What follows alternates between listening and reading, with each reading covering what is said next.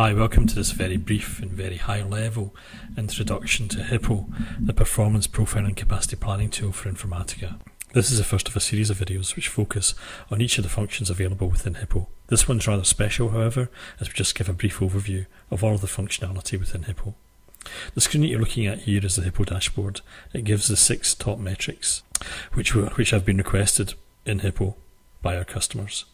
So we have elapsed time by folder. We hover our mouse over, we can see the percentage split. This tells us which folders Informatica is spending its time in over the date and time range that we've chosen for our analysis. The date and time range you click on, you can select last hour, last 24, previous week, previous month. You can select specific dates or a specific date range. We select previous 24 hours, then Hippo refreshes the screen there after we click the refresh button, and we can also filter the results based upon Informatica repositories, services, domains, hosts, nodes and grids that we've defined in our Hippo environment. And we have a special Hippo feature called projects where we can group Informatica and non-Informatica processes together, and we can profile their activity and resource consumption in our environment. So we could, for example, create a project based on our data warehousing application, and we could analyse the usage and resource consumption and performance of that project using Hippo. So that's the filtering option within Hippo.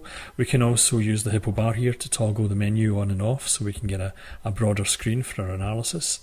Let's bring the menu back, however, and look at the next option, which is Notification Centre. Notification Centre is designed to enable you to create personalised alerts on events in your environment. So that can be a service going down, as you can see in an example here, but it could also be events such as elapsed time thresholds being exceeded, resource thresholds being exceeded, caches being spilt to disk by individual sessions, run stats or services as you've just seen here going down. Then we have resources. Resources gives us an analysis of CPU, memory, data movement and file directories being used in our Informatica environment here.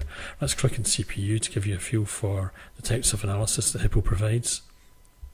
Hippo here analyses CPU by project. So if I hover my mouse over, you can see each of the projects and their percentage use of CPU resources during a chosen date and time frame. Then we have overall CPU metrics, we have CPU breakdown by node, and then we analyse CPU by project and by node. We look at top processes, which are Informatica and non-Informatica processes alike in terms of CPU consumption, and then we analyse our top sessions by CPU time and our top workflows by CPU time, so we can see which are the big resource consumers in our environment. We do the same thing for memory, and we do the same thing for data movement. In directories, we analyse file directory usage. It's a big bugbear for many Informatica administrators that there's an excessive use of disk space. For example, by caches spilling to disk or by huge log files being created. So we monitor that within Hippo to give you an at-a-glance feel for what's going on in terms of consumption there. Next up we have Vital Signs, and Vital Signs is a real-time monitor of the health of your Informatica services. Green indicates that the service is up and running, red indicates that it's failed. We profile all of the domains in your environment, all of the repositories in your environment, and all of the integration services. So you can have this sitting, for example, on a plasma screen, and it gives you an at-a-glance status because it constantly updates. There's no need for you to refresh it of the health of your Informatica environment. Let's bring the menu back and look at the next option here, which is Activity Monitor. We have 2 views. Live View gives us a constantly updating real-time view of all of the activity across our entire Informatica estate. It's ideal for support analysts. Green indicates that a process is successfully completed, red indicates that it was failed, and amber indicates that it successfully completed, however it dropped rows while it was executing. So there's again an at-a-glance option there in order to guide your analysis, and you can click down from within the live view and you can go down into a deep dive analysis of the individual tasks and the workflow which contains that task. And these are the context specific additional menu items which are available whenever you want to drill down into an individual task or workflow within Hippo. So let's click back and let's look at Activity Monitor again. This time let's look at Historic View.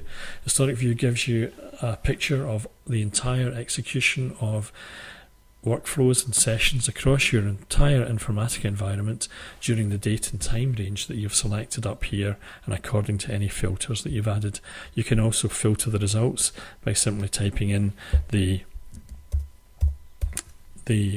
string that you'd like to filter again. So here we're only going to return data for the project NBO Go, so we can focus in on what's been happening there. Okay, so that's a brief summary of the historic view. Let's move on to search. In search, we have standard search features such as search against folders, workflows and tasks, but we have much more sophisticated search options too. We can search on resource usage.